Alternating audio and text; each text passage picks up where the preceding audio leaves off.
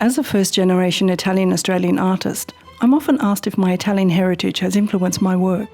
And to be honest, I never know how to answer that question.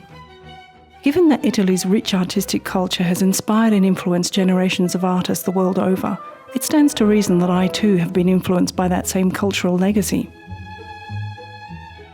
Italy's vast array of cultural icons, whether in painting, sculpture, architecture, music, filmmaking, fashion or design, are recognised the world over.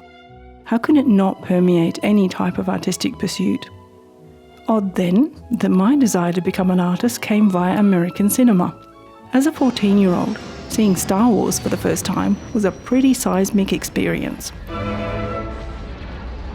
While the story and characters gripped me from the opening scene, it was the making of documentary shown on television that ignited my passion to create.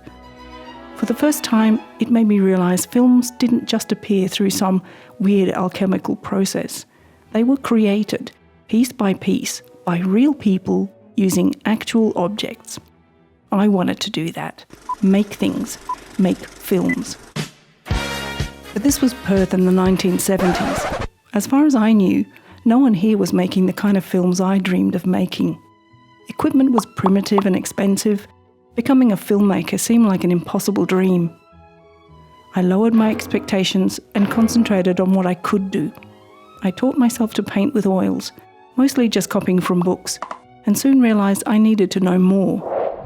I was 19 when I enrolled at Curtin University to study art, determined to become a painter.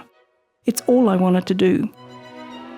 After graduating with my bachelor degree in fine art at the end of 1986, I headed to Europe for a 5-month backpacking tour. 2 of those months were spent travelling around Italy. I saw lots of phenomenal art and architecture, sketching and drawing as I went, and by the time I came back to Australia near the end of 1987, I was fired up to finally begin my art career. My paintings centred on the built environment, a continuation of the imagery I was obsessed with in my final year at art school. Mostly architectural forms in flat, bleak landscapes devoid of human life. I painted almost exclusively on second-hand window blinds which I scavenged from charity shops. Occasionally on large pieces of paper collaged with newspaper strips, very rarely on canvas. I discovered blinds to be surprisingly tough, enough to withstand being scrubbed repeatedly with rags soaked in turpentine. And this was important because when I worked, it was as much about taking paint off the surface as it was about putting it on. The images which emerged didn't come directly from planned sketches or photographs. They were uncovered during the process of applying paint, then scrubbing it off again. These paintings are ostensibly a record of an unconscious channeling of sorts. Images arose, barely suggesting themselves, and it was then up to me to coax them out. Decades later, I catch glimpses of the subconscious echoes of my teenage obsessions. At the time I painted them, it never occurred to me why I was compelled to realise such images. Viewing them from the distance of time and experience, it becomes plainly obvious. People seeing my work from the late 1980s and mid-1990s would comment on their similarity to the work of Giorgio de Chirico and Mario Sironi, 2 Italian artists who came to prominence in the early to mid-20th century. I had seen a few paintings by both of these artists during my European travels and felt an instant connection to them at the time, but never tried to consciously emulate them in my own work. Certainly, I'd never seen any of Sironi's work prior to my trip, not even in books. Having recently discovered many examples of Sironi's work on the internet, I'm struck by how uncannily similar our aesthetics were, in subject matter as well as the colour palettes we favoured. In the mid-1990s, I became fascinated with the ancient Roman wall art of Herculaneum and Pompeii. These frescoes, with their age-damaged surfaces and still vibrant colours, inspired a series of paintings that emphasised surface flaws as integral parts of the images I created. Since as long as I can remember, I've been obsessed with surfaces and texture, particularly those that suggest time passing, of the ephemeral nature of life and human endeavour. If my work has a general theme, it is this simple, universal certainty. Everything born or created will age and, eventually, crumble to dust. Near the end of 1999, I was burnt out. I stopped painting altogether. I felt I was repeating myself. Easy to do when you become recognised for producing a certain type of work. I took an extended break for a few years.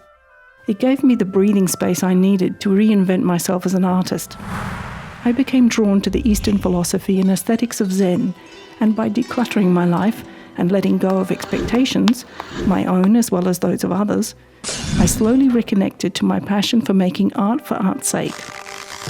This time around, I wanted to make sculpture. Using styrofoam blocks coated with a cement render, I created simple geometric wall reliefs as well as freestanding objects.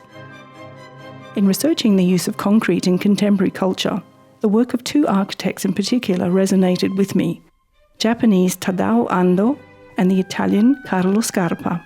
Scarpa's work, using cast concrete, married the practical with the poetic. Concrete, misrepresented as an ugly modern material, was in fact invented by the ancient Romans. When viewed with a different eye, I found it to be an austerely beautiful material. Using only beeswax tinted with oil paint, the surfaces needed minimal intervention to bring out the subtle colour variations which occurred naturally during their construction. Gradually, I began painting again, this time on plaster-coated boards and sometimes directly onto my concrete works. My continued fascination with abandoned industrial areas and urban decay, now incorporating the unexpected levity of colourful street art, aka graffiti. In 2008, I was invited to participate in Stuart Elliott's art video project, The Underpass Motel. This led to the discovery of what was then possible using digital filmmaking. In collaboration with my computer-savvy partner Graham Taylor, we produced a 7-minute film for inclusion in Stuart's project. Mortal Coil combined Graham's sleek computer-generated animations with digitally altered photos of miniature sets, creating a hybrid world in which CGI and handcrafted objects were seamlessly blended. Over the next several years, more film projects came our way. Graham and I established our fledgling 2-person film company, Abandoned Suitcase, eventually attracting the attention of paying clients, most notably Edith Cowan University's Indigenous Research Centre. It was through this film work that a new passion was born, documenting the creative lives of other artists.